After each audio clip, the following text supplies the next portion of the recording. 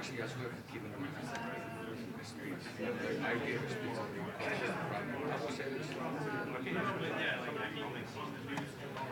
So are you in I'm everywhere, but not in Rotman. But I will get cross-listed. That's your next step. Okay. You get all these now. Yeah, 100%. I'll send you talking. See if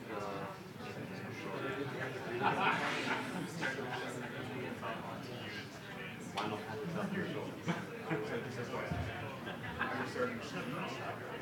right now. But I mean, but then, well, I'll get the screen up. I'll edit it so it's, yeah, right, yeah, I'll probably do it. Right now, it's just live stream. Just be aware that people on the internet can see you. We never started unconventional parts. Yeah, it's going to our event right now. Going global right now. We are global. Everyone's watching. Okay. So I'll send you the code. And also make it like Technical, right? My name is I know some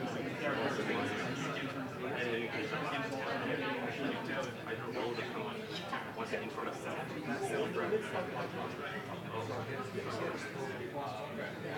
You can start.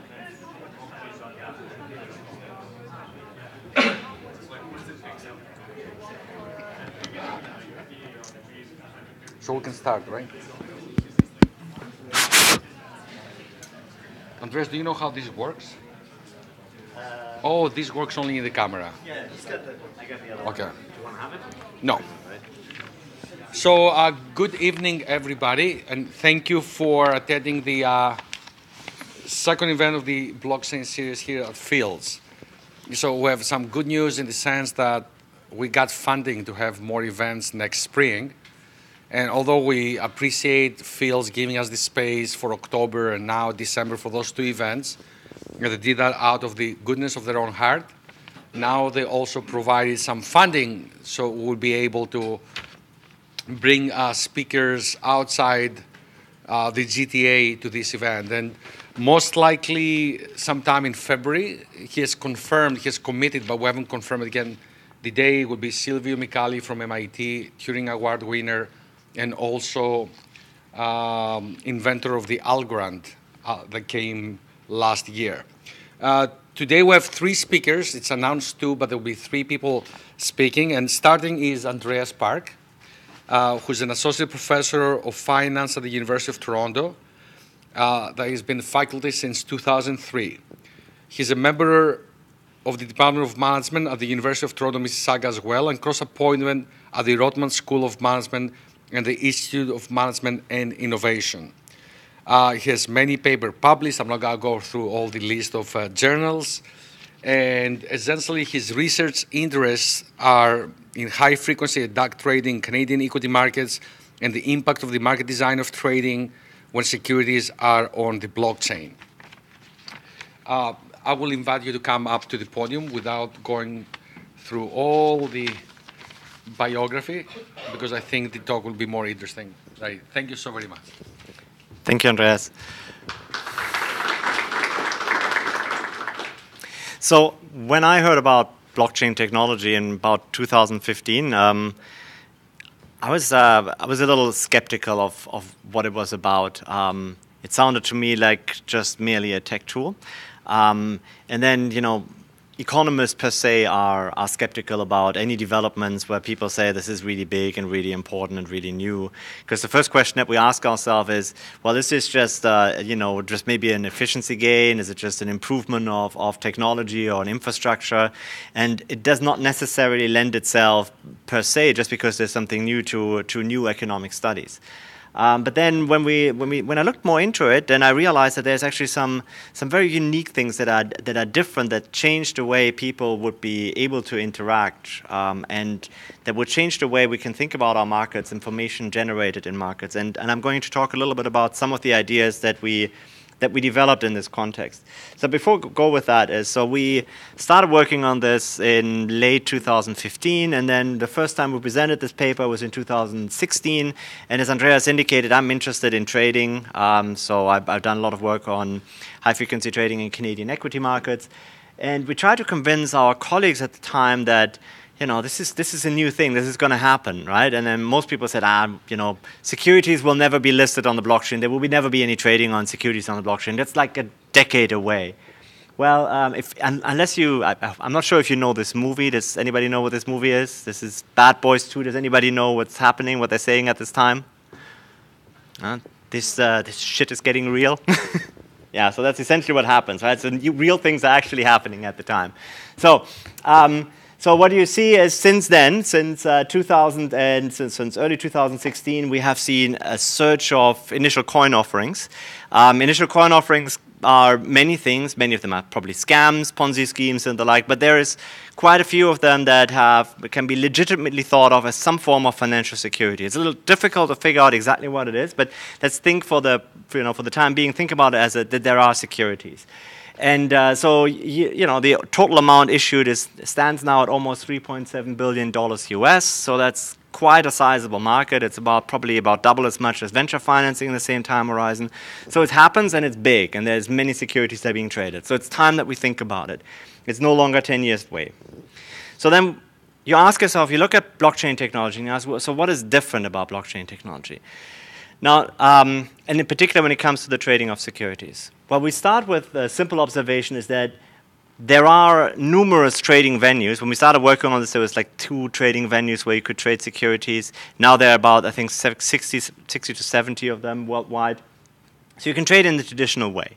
Now you have a mass where you enter orders, and then the orders are being posted in a limit order book, and then matches are being made and trades happen. Okay, fine. So that's the old way. This is known. But also what you have is you have fully decentralized trading is now possible. Right? So you can basically design a smart contract so that anybody who sends money to that contract will receive securities from you in return, and vice versa. So there's a possibility for fully decentralized trading of entities. So that's number one. Now there's some forms of, if you want, over-the-counter markets already in normal securities, but they're kind of different, and I'm going to explain in a second why I think they're very different. The next thing that is different is the very, very high level of transparency.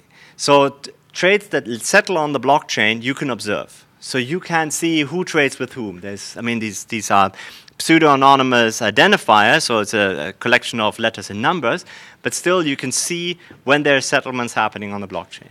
So transactions are visible.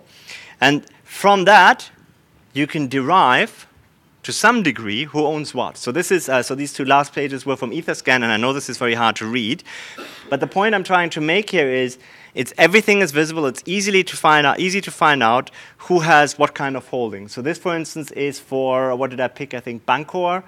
For the Bancor token, you can see who are the top holders of that asset based on the addresses that we have. Now, these addresses could be many things. Not all of them indicated per person. They could indicate, for instance, one of those exchanges, and probably the largest holders are usually exchanges. But that notwithstanding, if you are thinking about, if you think about, okay, so let's take a step back. So I've worked for many years on proprietary data, right? So proprietary data is data which comes from regulators or from exchanges where you get a very, very high level of very granular data about who does what. Now, getting that data is extremely difficult, right? You're right. Basically, you have to, sign a gazillion NDAs. You have to be extremely careful with that data. Basically, the data has to be kept offline, never on a computer that can be used online, and so on and so forth. So, the restrictions are placed on you are huge. And then you go on to look at blockchain securities, and you see everything is out there in the open. Now, just think about, if you are in finance, this is a huge difference. We have a colleague at Rotman who did work on the holdings of mutual funds. And what she basically shows is that mutual funds try to hide for as long as possible, and they have reporting requirements, but they try to hide for as long as possible what their holdings are. And here, this is all visible. Right? So now, this for sure must have an impact on the way people interact. Now, so to summarize, first there's different trading mechanisms. You can have pure and true peer-to-peer trading without any intermediaries, without, when you have OTC markets, these are actually markets where you usually trade with an intermediary. You can see all past transactions, and you can see all current holdings. So all of that, there's a huge change in the way how people can interact, number one, and number two, there's a huge change in the information environment. And information is valuable. So, and we're trying to explore in this paper a little bit about what that actually means and how that should affect the interactions between economic agents. And then what can we learn about the design of these markets? Because, blockchain technology, there are different types how we can think about a blockchain. You have private blockchains, public blockchains. In private blockchain, there's a certain level of control that you might have as the designer of such a blockchain, and we want to think about very carefully about what information is being revealed. Now, one thing I should say is that an address, so the holdings by address, is not the same thing as a trader or a person. So that is a very crucial difference, which will play a major role in the analysis that I'm going to present. So the research question that we're trying to ask, and that are extremely invisible given that the slide is a little too dark for this, is we want to understand how the design of the ledger transparency will affect the economic interactions in a trading environment, in particular when peer-to-peer trading is possible. And we're looking at a number of different regimes that I'm going to explain in a second. So we do this in the standard economic manner, which is we're trying to find the simplest possible model that allows us to capture the interaction. Not the most general, but the most simplest possible one. And ideally, I'm a big fan of closed form solutions, so we try to write it in such a way that we can actually solve the model. So we're looking at a simple asset. It's normally distributed with mean zero, some variance. And we're particularly interested in large investors because the transparency regimes are really not critical for small guys, right? So what you and I hold, or maybe the regulator, even the regulator doesn't care. Tax authorities may care, but this is not really a concern. But if you're a large investor, an institution that invests on behalf of others, if you're the Canada pension plan, then then it matters for you, right? So we're looking at a simple model where we have two large investors. It's an infinite time horizon model. Each period, one of these large traders is hit with a liquidity shock at random. And the other trader has the ability to absorb that liquidity shock at no cost. So the goal here would be that you can have the large traders interact with one another. We also have a continuum of small investors. And that continuum of small investors, there is a certain mass of traders that want to buy and a mass of traders that want to sell in each period. Now, for simplicity, we just make these the same size so that if they would be interacting only with one another, then that would be an efficient exchange of the securities too. And so we have an infinite number of trading rounds. Since this is a math talk, it's countably infinite. All right, so now here's what happens. When you hit with a liquidity shock, what will happen? As a large trader, you have the choice between 2 or 3 items, depending on how you see the model. Number one, you can try to trade peer-to-peer with other traders that are in the model. You can try to trade with a large guy if you can find him, or you can try to trade with a continuum of small traders. And we make an assumption that there is a particular cost involved. The other opportunity that you have is you can go to an intermediary. Now, this intermediary that we have there is really just a mechanism so that we have an idea of where the price is formed, and we have an idea of the willingness of the market as a whole to absorb risk. Right? So the intermediary itself doesn't really play a strategic role. I just want to be clear. It's a tool. Okay?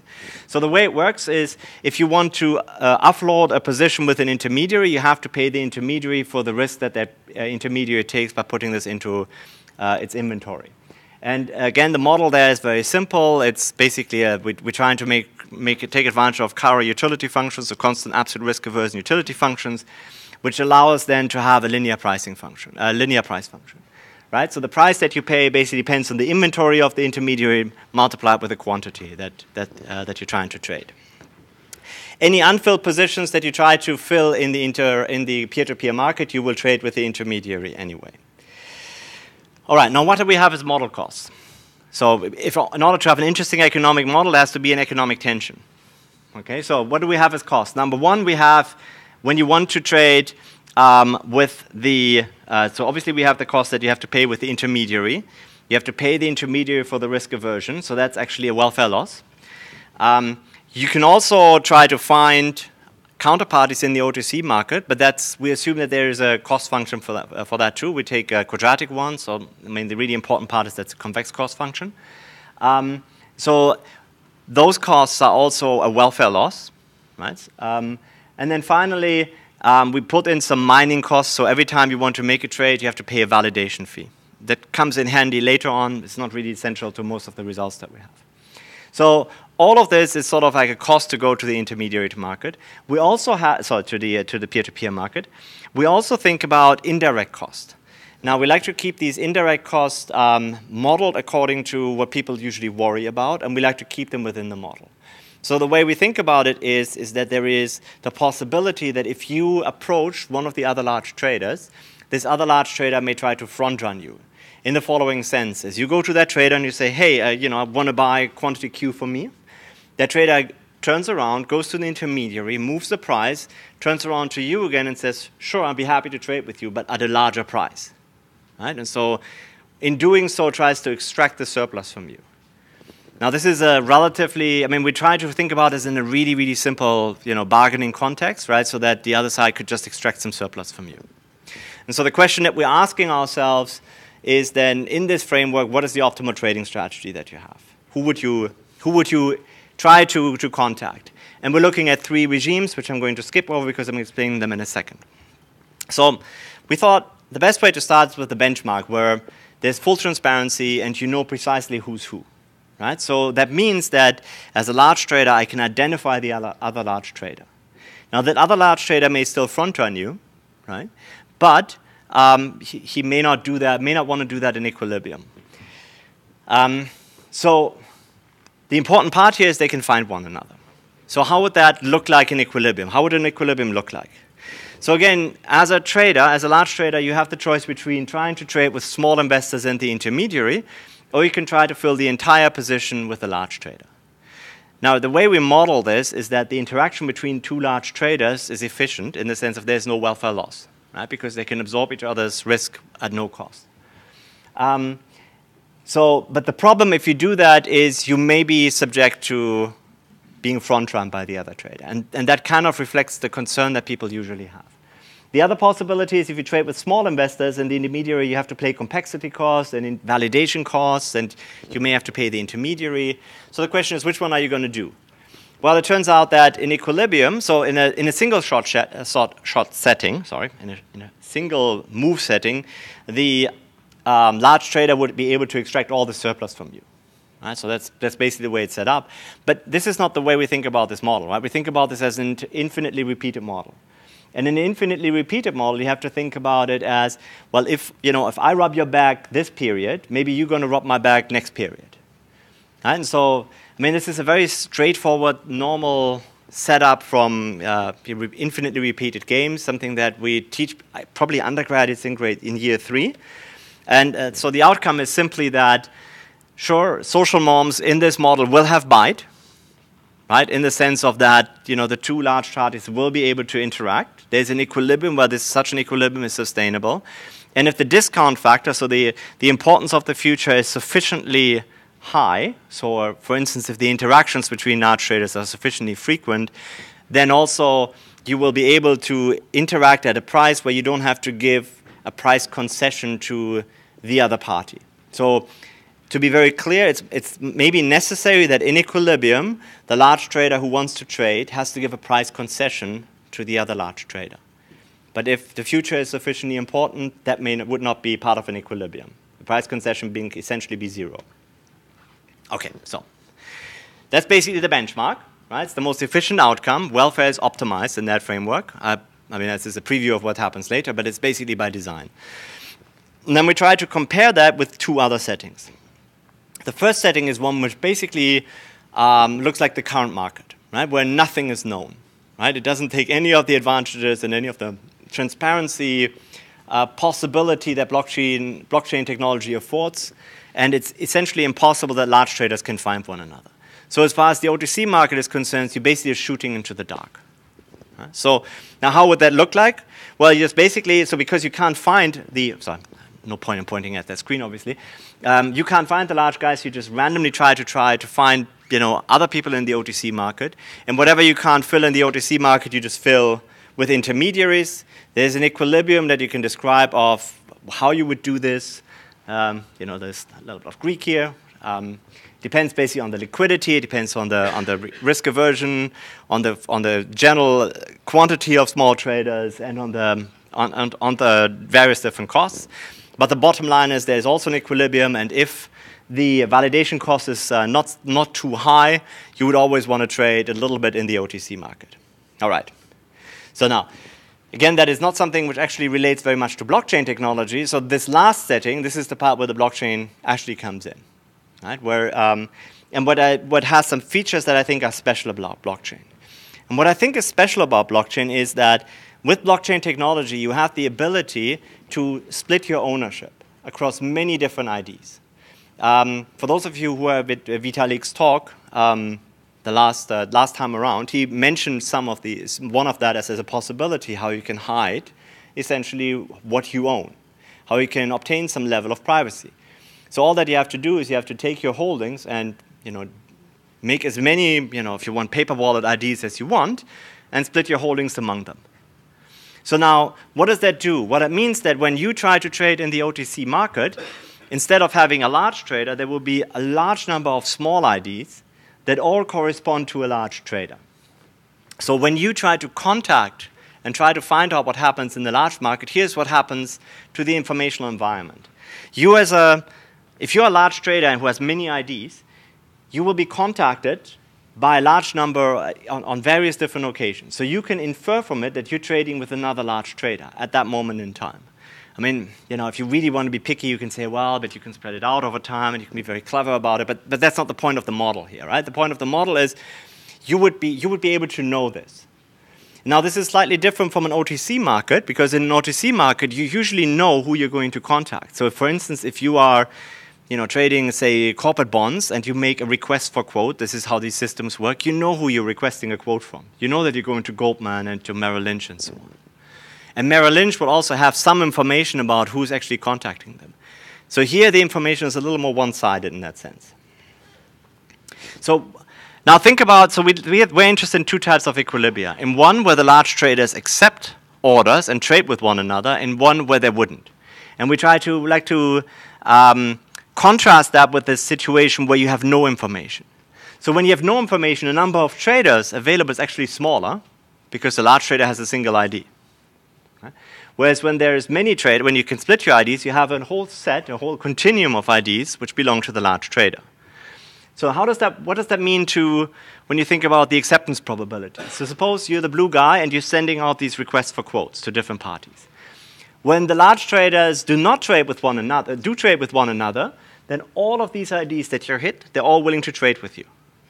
Whereas if these large IDs are not willing to trade with one another, you're basically shooting in the dark a lot, and you're actually incurring the search cost, for nothing, oftentimes. So now the question is, how does the equilibrium look like? How would we think about an equilibrium? Well, so again, as a small trader, as a large trader, you have the choice between trading with the intermediated market or trading with a continuum of traders. And you may want to just send a small amount to the intermediated market and trade more with the intermediary.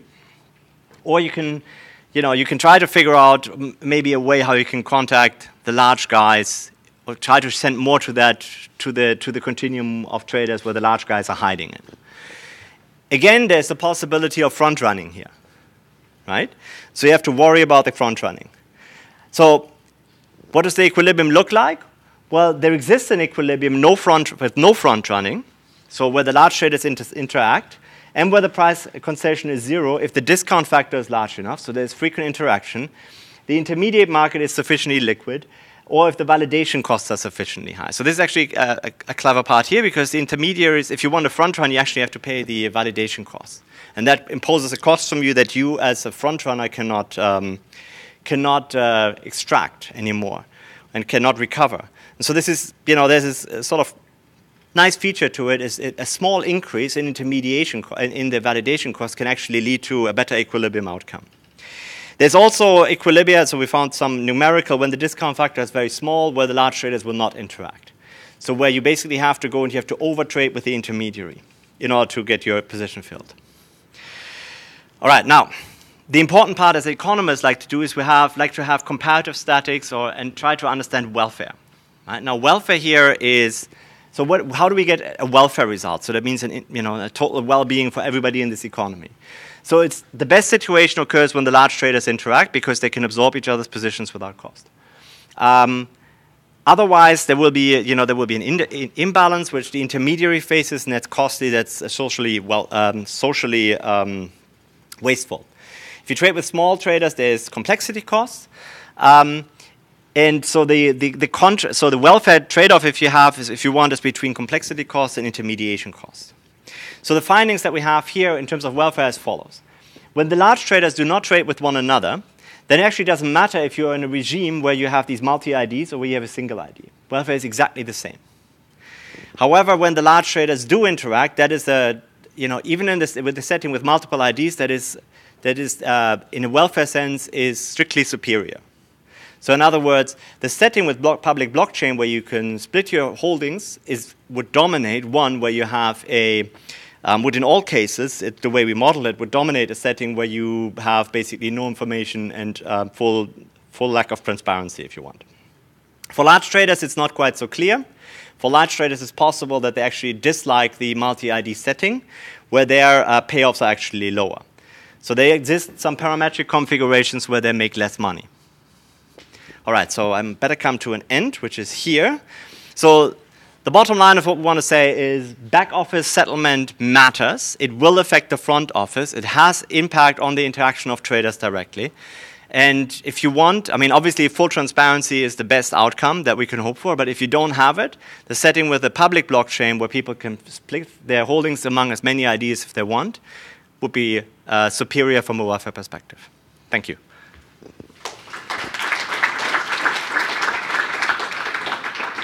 We have a few minutes for questions and answers at the speaker. So this would argue that there's a role for a broker to potentially intermediate between the large and the many. What makes you say that? They can reduce because they'd be more efficient at reducing the complexity. So if there would be a mechanism which had the ability to better identify the different parties, then yes, that would be a beneficial process. So clearly, the process that we have in mind with the peer-to-peer trading is one where there's absolutely no help from the outside. Right. And a broker, if you want, who has the ability to bring parties together, yes, would be benefiting of that. If they can reduce the cost. If the broker can reduce the cost and is not taking too much of a cut themselves in the process. How do fees factor into this beyond just brokerage? You mean the validation fees? Yeah. So for validation fees, we have them in the model. These are the validation fees for putting items on the blockchain. When these fees are very high, it's very difficult to actually approach the intermediary, to approach the peer-to-peer market, right? Because you would have to make too many trades. It would be more efficient for you to try to find a big party to create your entire chunk, right? So if you look at the current Bitcoin, $60 a transaction setting, that would probably be one where you will not have peer-to-peer trading. And then in terms of the front running, so there's so it actually is a deterrent for front running because as a front runner you actually have to pay the validation cost in order to be moving the price. So it's a little subtle in the model, but they play a positive role in that sense. But of course, also these costs are again wasteful in the sense of they're just going nowhere within the model because we don't model miners. I have a question. Today we're moving to decentralized exchanges, and there's these interactive knowledge proofs that allow you to be completely anonymous, which means two things. A, I don't know where my exchange is because it's a decentralized entity, and B, I don't know who sells me what, and they don't know me that I'm buying, and they don't know the broker that is like accommodating transaction. So how all this is going to factor into financial economics in the next few years? And these are possible and they're happening to a certain extent. Like in a sense, Monero works this way, Zcash works this way already. So this is obviously a very big question, right? Because it's well, so within our model, clearly what we like to have, you need to have the ability to find one another, right? So if you have a market where, so the whole idea of a marketplace is that people have a place to go to trade, right? So if you have if everything is totally decentralized and you cannot find each other easily, or you have very high costs, very high search costs, that's a very inefficient market. There's already many examples for that in the current world. Like corporate bonds are notoriously inefficient markets. Some derivative markets is difficult to find a counterparty. Now, in terms of the privacy components that you're referring to when you have a Zcash, a Monero, and all of that, if you would apply that to securities, if you can find one another, right, so then that's not a problem. But the whole idea, of course, is that you actually cannot find one another. So this is the trade-off that you face. You have full privacy, but nobody can find you either. It's like you have a private phone number and you can't give it out to anybody. You will never get called. Right. Any other questions? So let's thank Andreas. Thank you.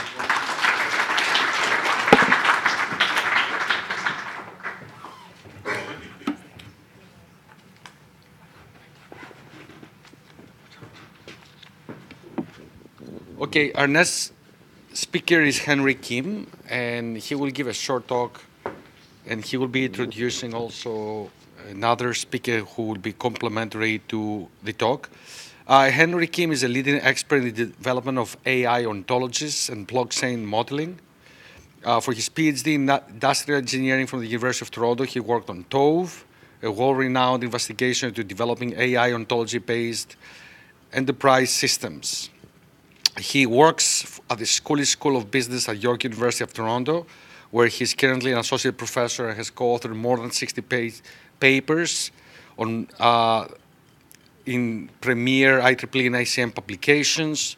His current work focuses on blockchain use, especially for supply chain applications, and he is a principal investigation on more than $100,000 academia-aided grants on blockchain research. So thank you for attending today, and we're looking forward to it. Thank you very much. Is this working? All right. So before we begin, actually, so what I said, what we want to do today, Marek, I'll do the first part, and then Marek will talk about more of the specific research projects that we're doing, is we wanted to give you an overview of what we're doing at Blockchain Lab at York University.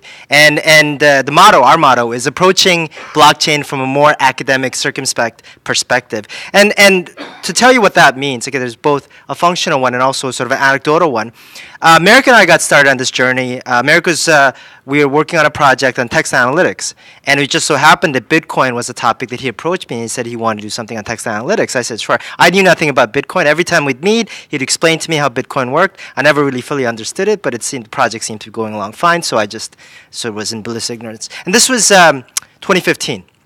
Middle of 2015. At the end of 2015, McKinsey, I believe it was, or Goldman Sachs actually said blockchain was going to be one of the top 5 technological innovations for 2016. They caught my ear. And I said, well, this is someone other than some Bitcoin miner in his mother's basement talking about a blockchain. So then we went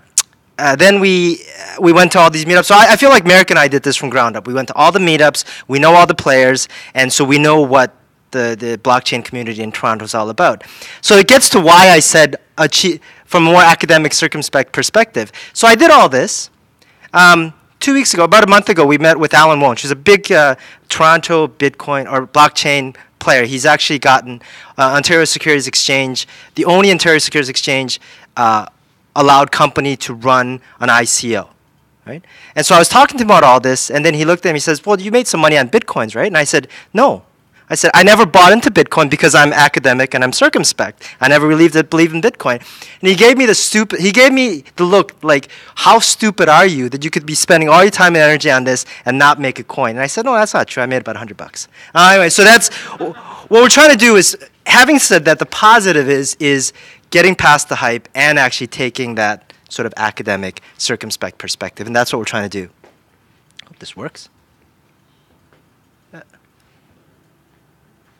Okay, I'm going to have to use this then. So our motto is, fortuitously, key blockchain pioneers hail from Toronto. As a result, there's an internationally recognized, thriving blockchain ecosystem in Toronto. Our initiatives at Blockchain Lab York U leverage resources that are uniquely available at a university in a business school located in Toronto to make a unique contribution to the blockchain ecosystem in Canada and internationally. So we have this idiosyncratic advantage that Buterin comes from here, that Don Tapscott is from Toronto, right? And Ethereum was mainly invented here. So there's a lot of, for Toronto, we have a lot of idiosyncratic advantages. And that's what we found out when Marek and I did our research and went to all the meetups. And I thought, well, if we're a business school here, how do we take advantage of that? So what I said is, how can we, so what we said is, so systematically, how can we take, make a unique contribution? Because that was the whole point, is it make a contribution. So we take an, I said, academic circumspect perspective to blockchain. Because ultimately, at the end of the day, we don't know how to make money. I'm not a speculator, but we do know how to write some research papers. So we are, Marek and I, are academic researchers. So that means that our works are based on theories and journals and not just on Gartner Group, CoinDesk, and white papers. Someone always told me, if you ever go to these meetups, and still is true to this day, 2/3 of the people that show up on any given meetup are people that are interested about Bitcoin prices. And that really hasn't changed in about a year. Our interests gravitate towards enterprise use of blockchain. That is, we're at the Schulich School of Business. That's what I'm interested in, which means that we're interested in how Bitcoin improves business processes and models and not prices of altcoins. We're on the research faculty. We wrote a paper for Tapscott's Blockchain Research Institute, and they're interested in enterprise uses, and so am I. And in fact, in particular, supply chain is what I'm interested in, and Marek is going to talk about some of the work we're doing with the United Nations on supply chain.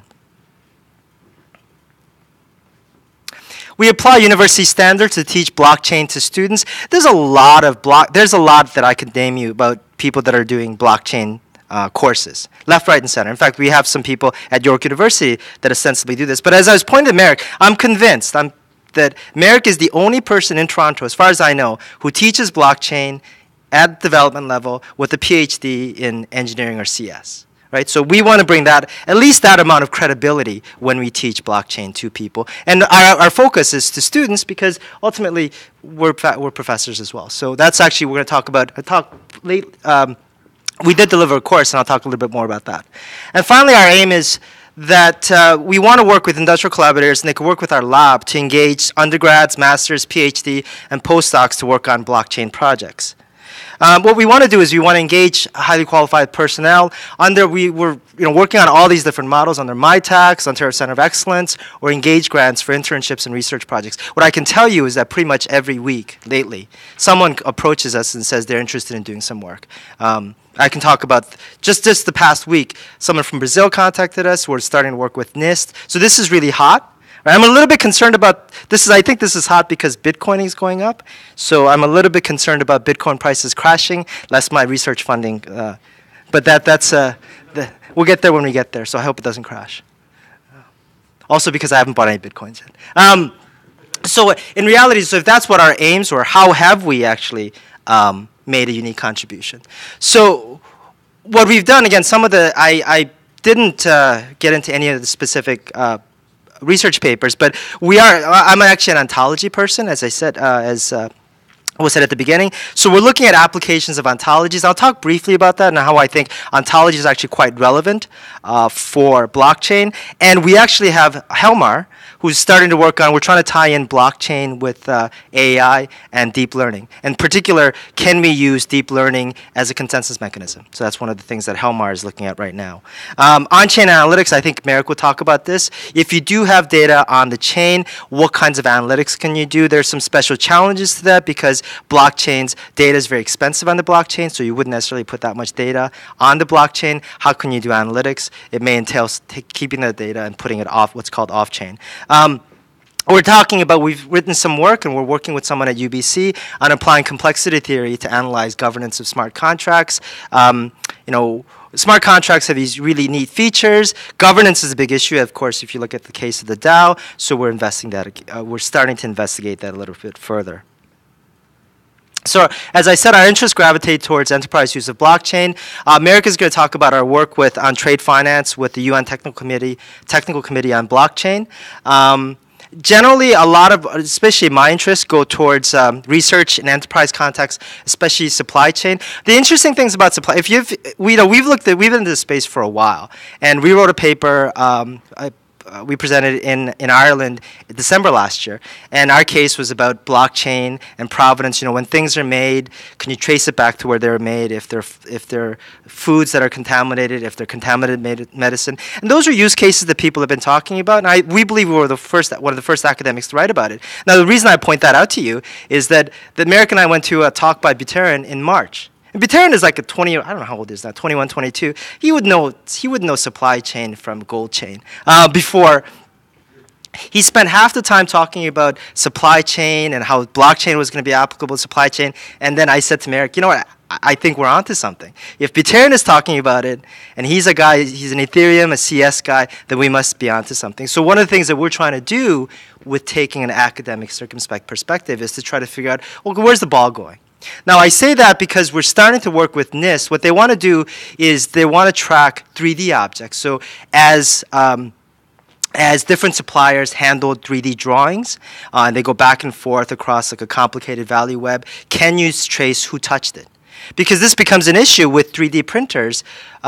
You can pretty much, if you get your hands on some sensitive drawings, you could make it. Right? So you need to find out that it doesn't fall in the wrong hands. You need to find out that it's actually the right people touched it. And I thought, well, this is a really interesting. So we believe this is an interesting case, and we believe it might be something that it will be bigger, because I think it is a big thing, and I think it's a little bit different. It's a little bit more complicated issue of traceability. We're also working, we just finished, and I think it'll go to print, a paper on blockchain agriculture for Don Tapscott's Blockchain Research Institute. We're quite pleased with that, and we gave some insights about blockchain, in particular in the agriculture domain.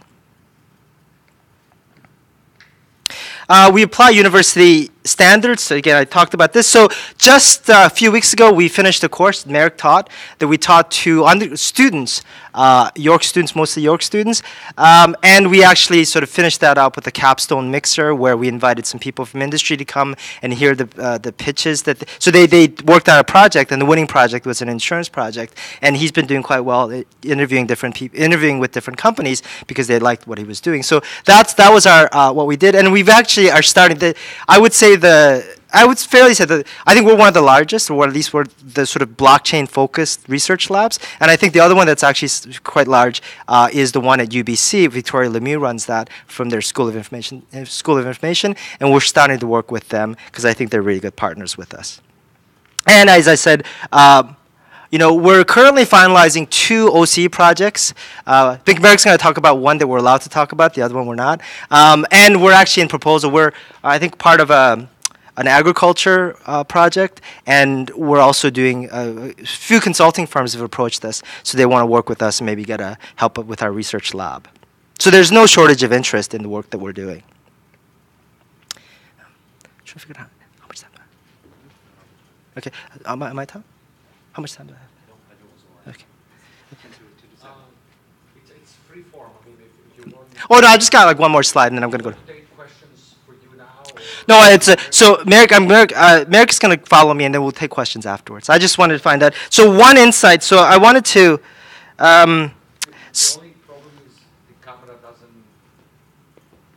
cannot shoot you over there, right? Because you're far away from the screen. Oh, so have I been out of the camera? Okay, it's okay. Well, you know what? Honestly, my wife would tell you if I'm not on the picture, that's okay. So what I would say is again, I won't get a chance to talk about ontologies too much, but blockchains represent infrastructure and mechanisms for achieving shared understanding. But I think ontologies, which is what we're doing, are comprised of syntax and semantics that represent shared understanding. That is, blockchain is at a lower level.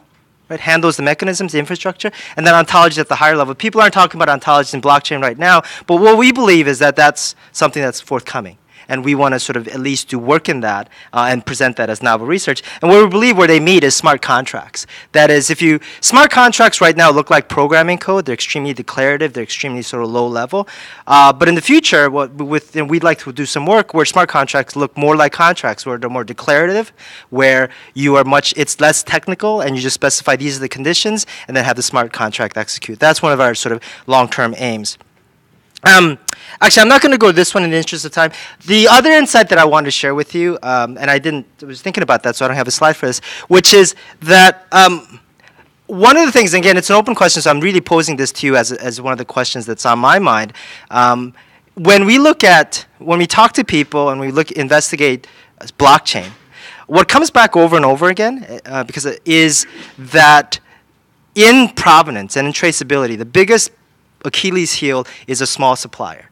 It's because that's where data dies. If you want to track something, you can track. Walmart can track everything from their suppliers, but they can't track it from the pig farm where it was made.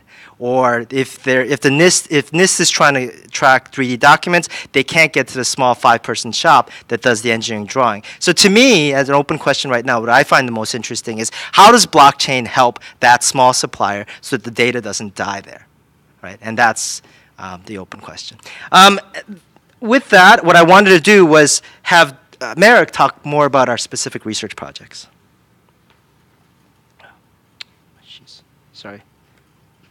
Sorry, Marek, I'm just trying to. Oh. Why don't I take this? Yeah, actually, I just want to press this.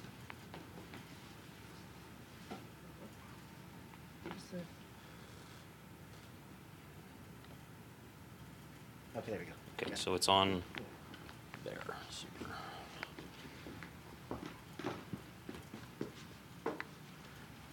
Okay, thanks, Henry.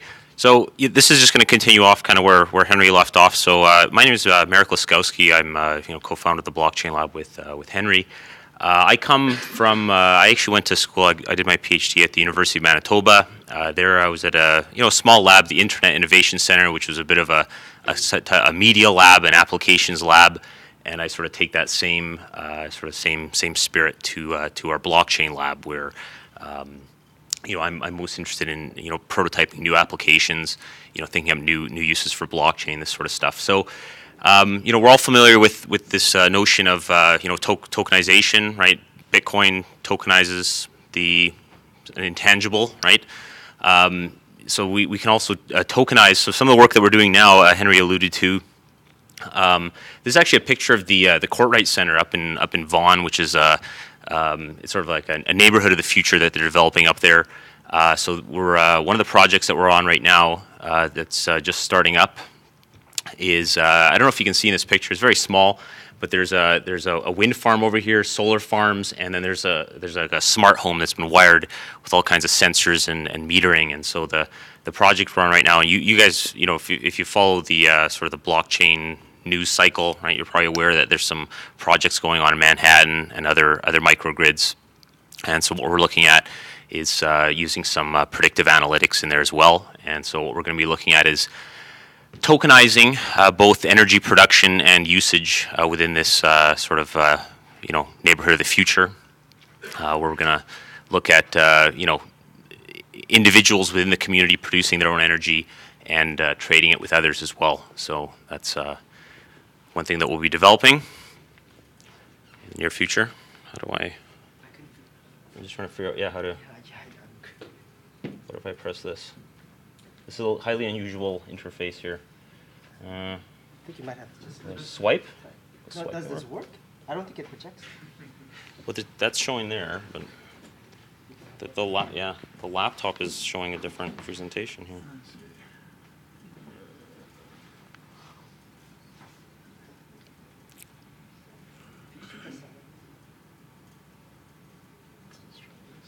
Oh, that's yeah. Is that working? That should do. These are a full screen one. This one? This one? Okay, I think that's probably about as good as we'll get here. Yeah, fantastic. Okay, thank you. So yeah, beyond just beyond just tokenizing or tracking, right? Tokens track energy usage, and we're able to track intangible things like bitcoins. Thank you for the help there.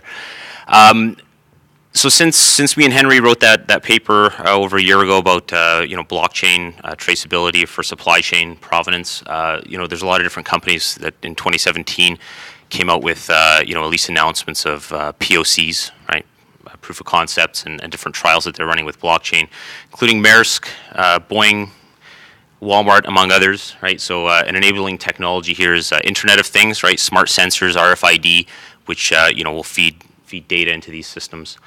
So that's some of our previous work, and blockchain, right? We discussed blockchains as peer-to-peer networks, right? Where my view of it, right, is more or less that the primary thing that it brings, right, the blockchain brings to the mix is within a peer-to-peer network, a group of participants, right?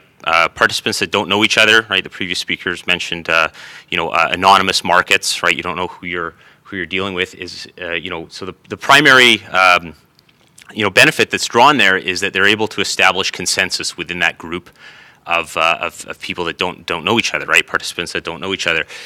Network effects, right? Where these things start becoming really powerful is when they're connected with other systems, right? This notion of network effect. So some of the projects that we're getting on board now is we're talking about connecting these systems with port authorities. There's many countries in the world, Europe, Asia as well, are talking about this notion of single window, right? Where if there's a cross-border trade happening, a single window system basically makes it so that an importer only has one place to go to file all the paperwork in order to get things across the border. The current systems that are in place today, forms have to be filed with customs, port authority, a number of different brokers and things like this to get things across, and that's why it takes weeks to import things, right? I guess in North America we're pretty lucky there, but in a number of different jurisdictions in the world, it takes a long time to get things across borders. And this moves into the work that we're doing actually with the United Nations. Right now we're working with the UN Center for Trade Facilitation and Electronic Business on some cross-border trade facilitation protocols. So you might have heard of this notion of blockchain revolution, right? So in the next 10 to 15 years, we might see what blockchain is really capable of. But in the meantime, what we're going to see a lot of is the improvement and evolution of existing business processes, augmenting existing business processes with blockchain, with these distributed ledgers that are we're able to achieve consensus.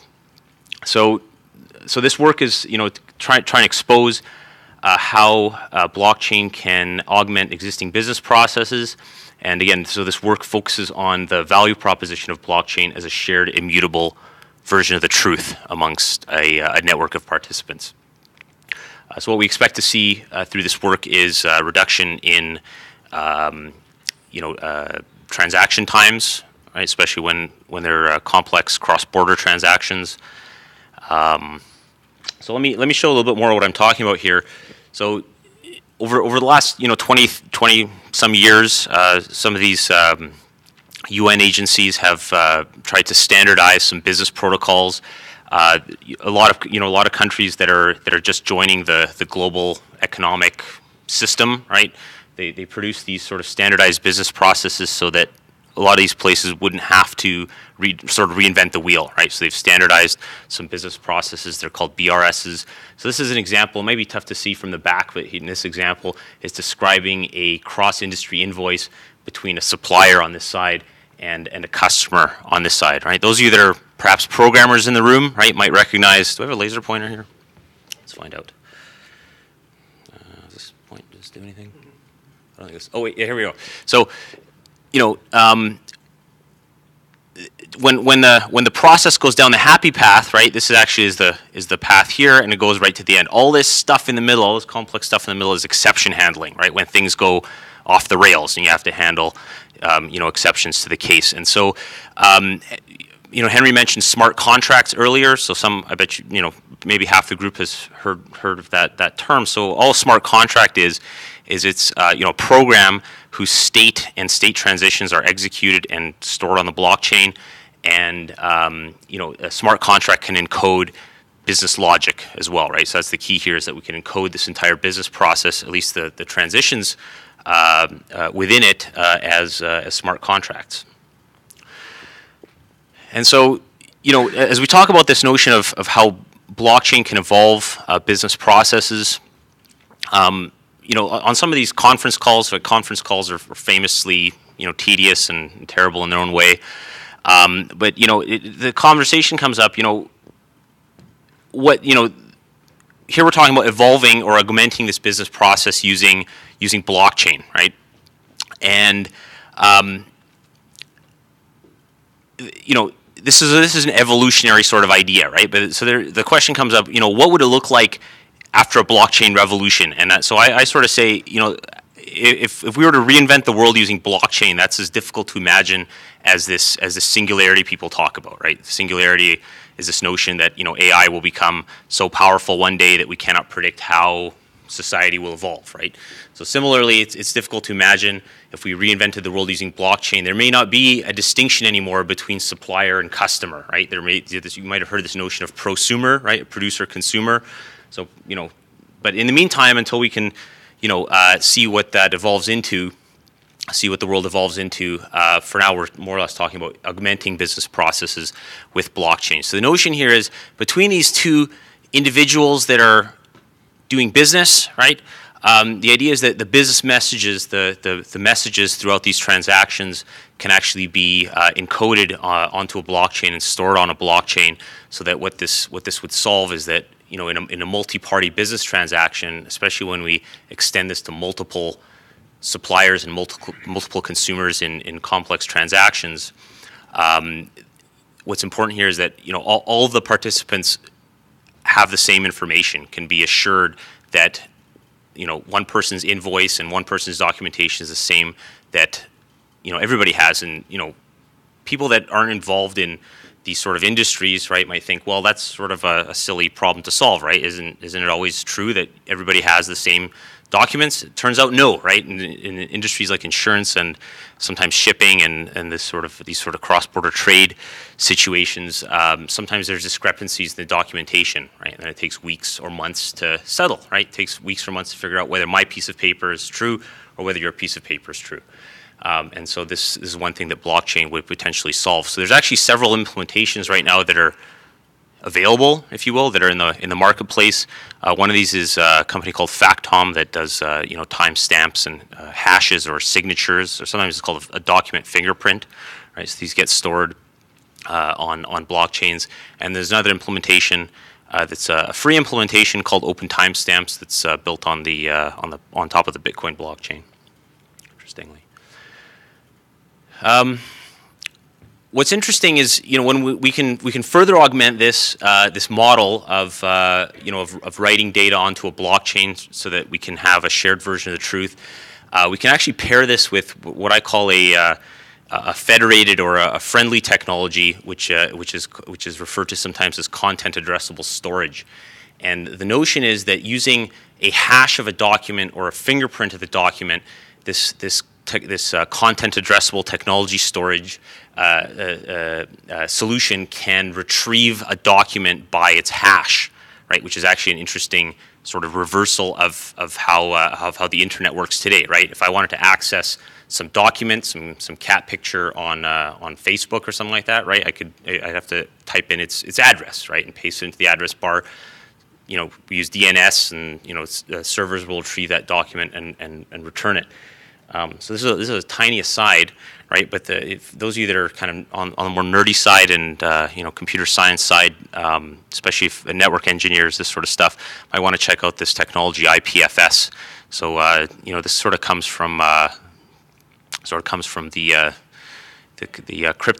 crypto nerd world, and so IPFS actually stands for Interplanetary File System. So it's a bit of a built-in joke there, but the notion is that instead of typing in the address of some resource, you provide a hash of the resource you want, and then the peer-to-peer network goes and finds that document that matches that hash and returns it. So you can actually be assured that what you're getting is that authoritative data. Right? So that's a bit of an aside, but interesting nonetheless. So the sort of the most advanced version of this business process reimagining that we're looking at right now is to actually take that entire state transition chart between the supplier and the consumer and encode that business logic as a smart contract. So what's kind of neat about this is in some of these designs that we're working on right now, we can actually delegate the decisions to either individuals that are working off chain or potentially some of the decisions can actually be encoded within the smart contract itself, right, which is kind of interesting. So to kind of switch gears a little bit, we now live in a world where fake news is a thing, right? So the provenance of information, especially vis-a-vis decision support of how decisions are made in government and how decisions are made within organizations, right? This so some of my work or some of our work at the lab is trying to tackle that. So I'm going to present this in the context of a case study that So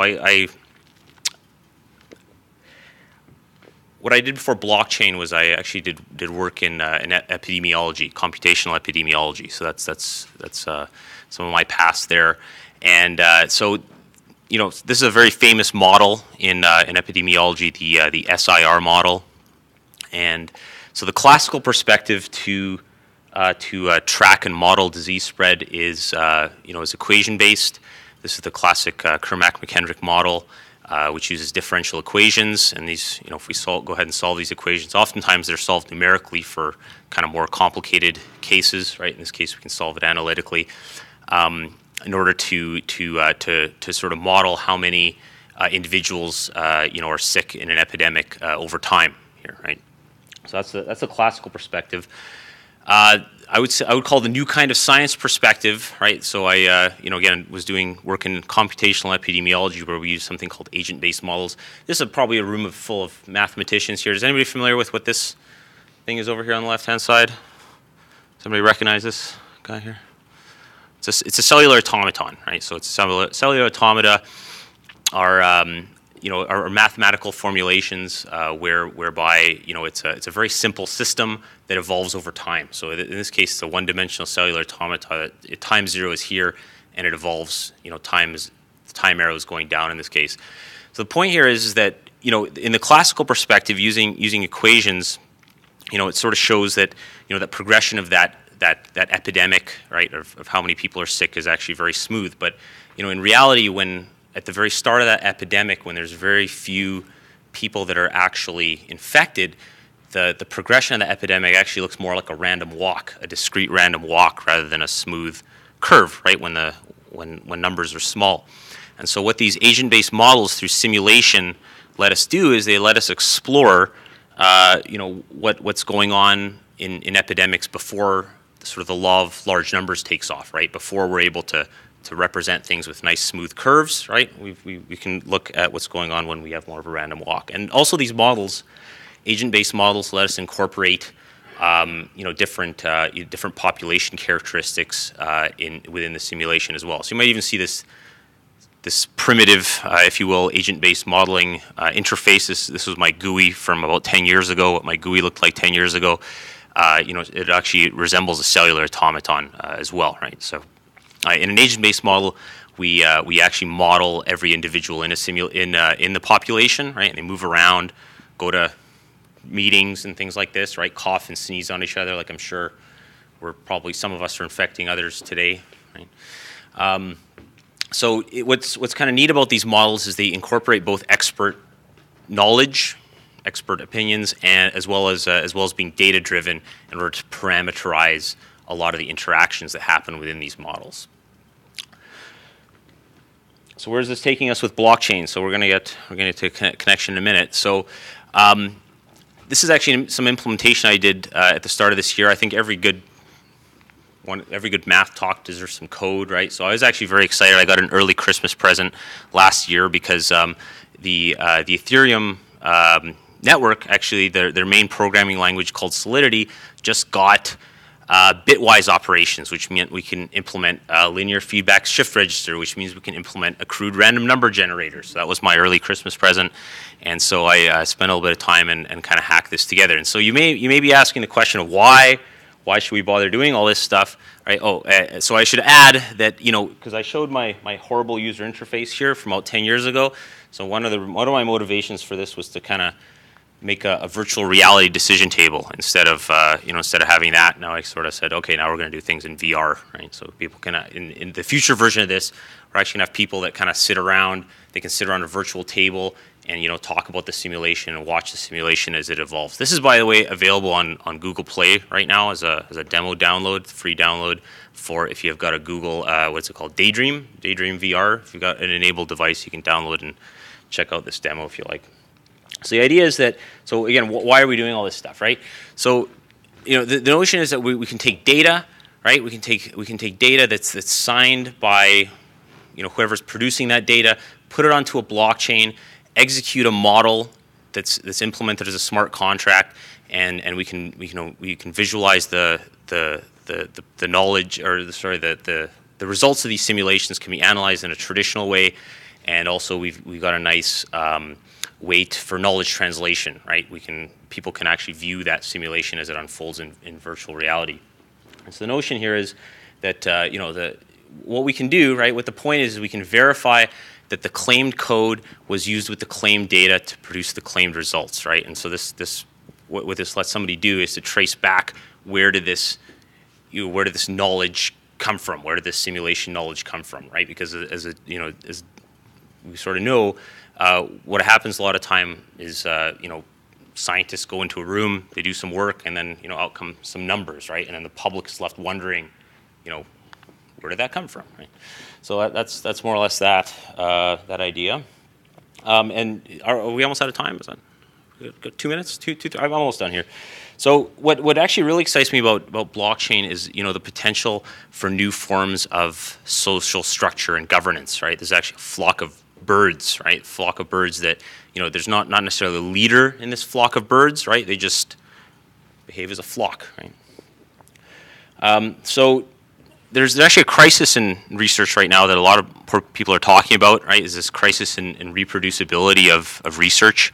Nobody wants to verify results anymore, right? We do experiments, they get published, and then we discover 20 years later that there was a mistake in there. Nobody bothered to verify those results, right? So one project that we're embarking on in the early stages here at the lab is we proposed a distributed autonomous research entity, basically this notion of a smart contract that can take over a lot of the governance features of traditional research organizations, right? Decentralized research. So in this model, funding for the research can be raised through an initial coin offering type mechanism. The stakeholders, the funders of this, can propose and vote on research proposals. This notion has already been demonstrated by the DAO. Those of you who know the story of the DAO know that there was a bug in that code. There's millions of dollars lost, but that's, bugs can be fixed, yeah. So, so part of this, right, is that there can be fair compensation for individuals that are contributing their data here. A lot of the work can be done through software developer bounties. This was a project that I was working on with Apache last year. Paying bounties to developers using smart contracts, cryptocurrencies, and blockchain. Other functions can also be subsumed, such as ethical approval of the research. And as academics, right, all that we know that to run an IC, all we need to actually do is produce a white paper, right? So this is a strength of ours as academics already. So that's something to think about. And that's anyway. When I did look for DARE, right, this is from the 1980s. They had this campaign, Dare to Resist Drugs and Violence. That was my reference there. So this is, if you want to find me or check out the demo for the virtual reality decision table, where you can check that out there if you like. So I presented a lot of kind of ideas. It was sort of time was limited. I zoomed through a lot of different applications there, but well, hopefully maybe we can take some questions, I guess. For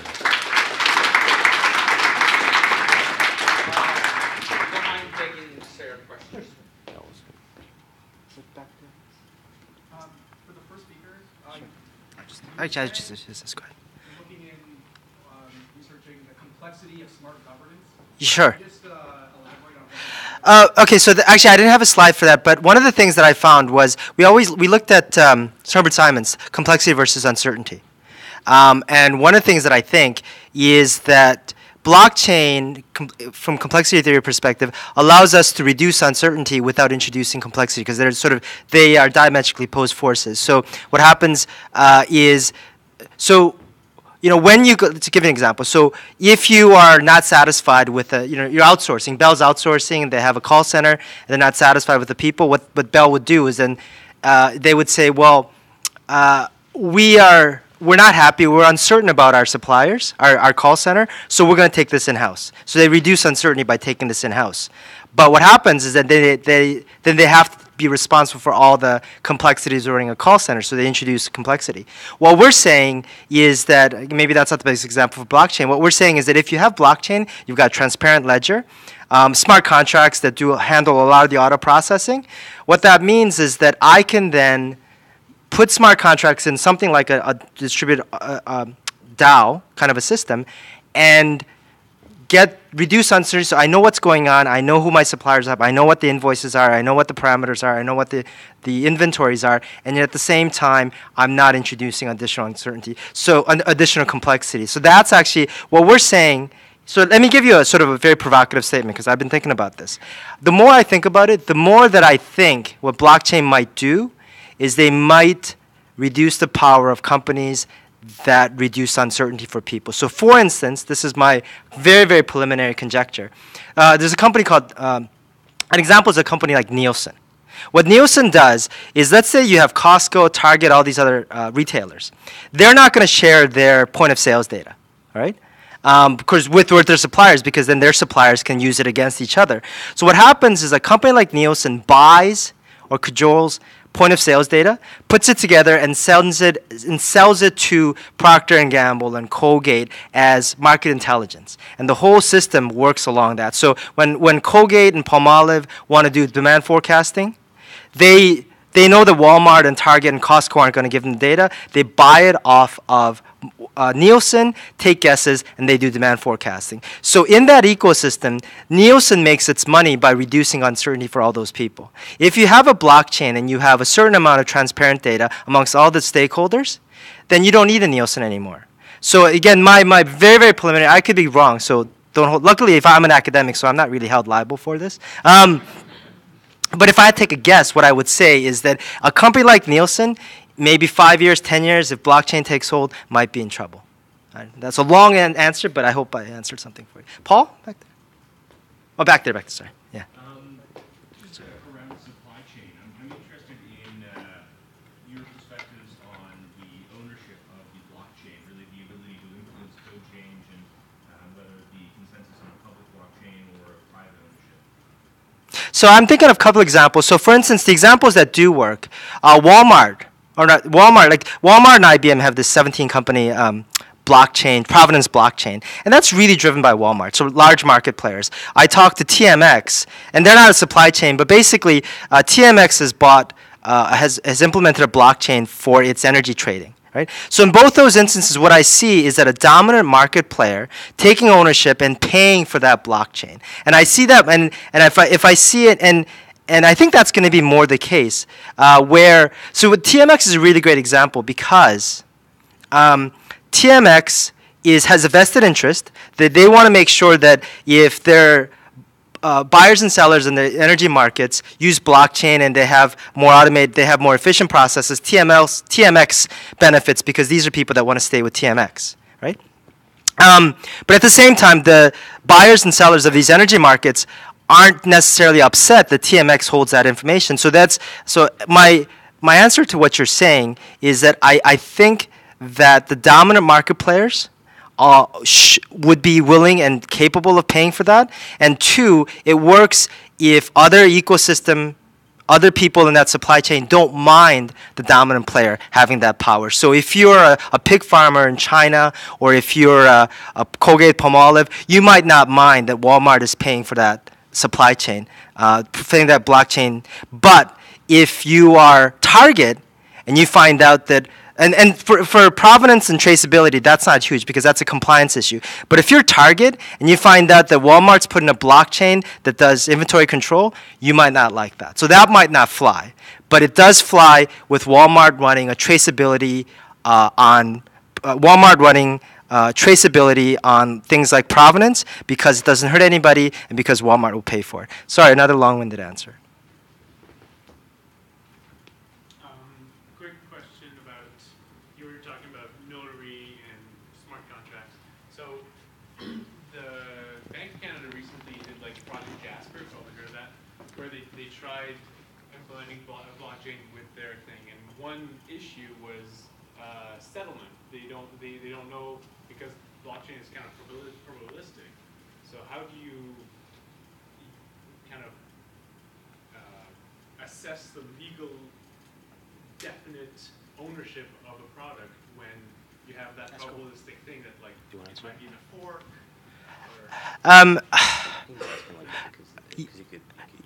Yeah. So go ahead. I think there are two answers I can give. One, if it's purely probabilistic, I don't think that could be done on a blockchain, at least in terms of unless you have a different consensus mechanism. Two, though, a lot of the models that I've seen have escrow.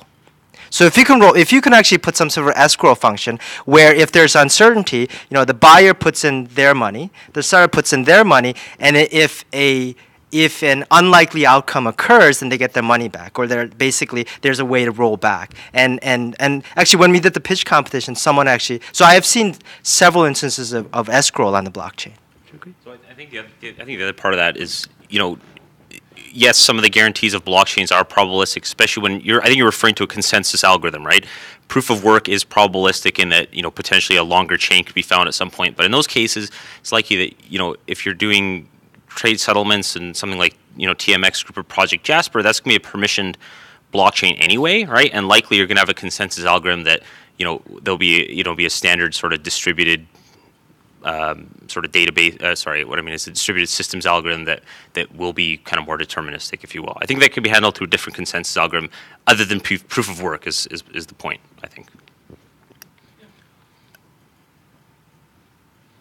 I have one question. I've been working on the blockchain since 2012. Bitcoin today can do 5 to 7 transactions per second. Ethereum can do 20 transactions per second. Now this has to be contrasted with like Visa that does on an average of 3,000 transactions per second, and at peak can go up to like 40, they claim 50,000 transactions per second. So what amazed me today is that there's definitely benefits on the blockchain, but trying to put everything on the blockchain, every possible transaction, it's just not gonna fly, especially with proof of work. Like today, Bitcoin and Ethereum together, they consume 0.2% of the world's power, which is like more than what Iceland does. So how can this be taken into account to create a system? Because definitely the system is not scalable the way it is today. It's the numbers, it's not me saying that. So what do you foresee being the solution towards scalable blockchain? Because the benefits are there.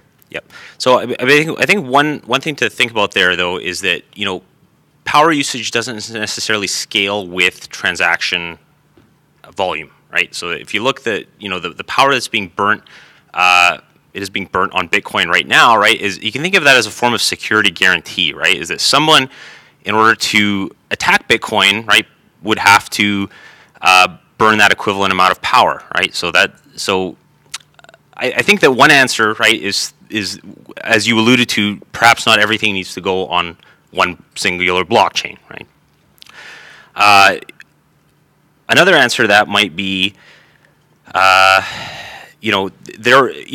the current models of Bitcoin and Ethereum are, as you mentioned, inefficient in that every node, every miner in that network performs the same computations, right? So that's in a sense, inefficient. But I think that scalability is definitely a challenge in blockchain and distributed ledgers in general in the coming years.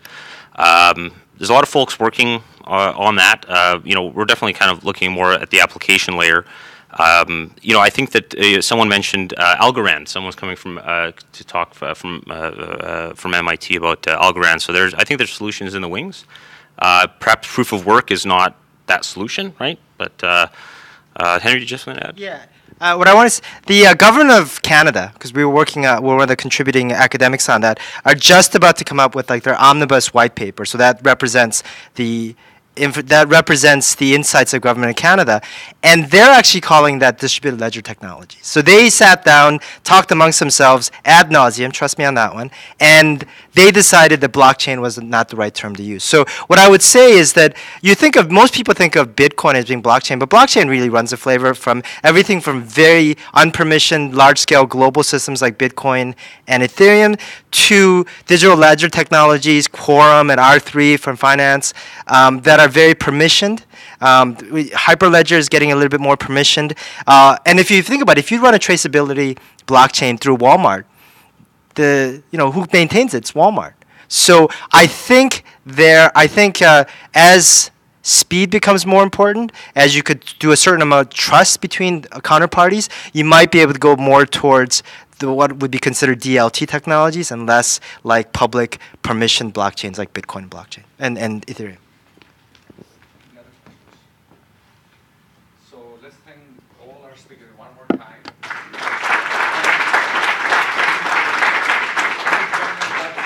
I'm going to have the time also to meet with them and speak to them in person. Thank you so much.